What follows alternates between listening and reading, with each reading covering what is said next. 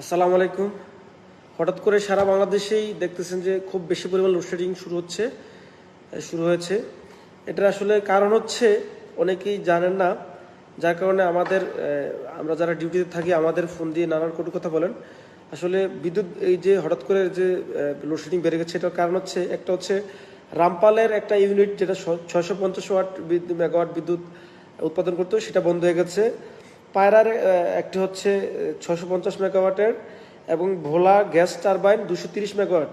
এই তিনটা প্লান্ট একসাথে যে কোনো কারণে বন্ধ হয়ে গেছে। এখন এগুলা যতক্ষণ না চালু হবে ততক্ষণ কিন্তু লোডশেডিং থাকবে।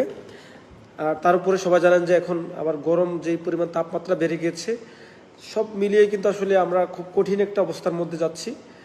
এই লোডশেডিংয়ের জন্য আমরা আসলে এই যে আপনারা যদি ধৈর্য ধরে অপেক্ষা না করেন তাহলে আসলে আমাদের কিছু করার নেই। আমাদের হয়তো আপনারা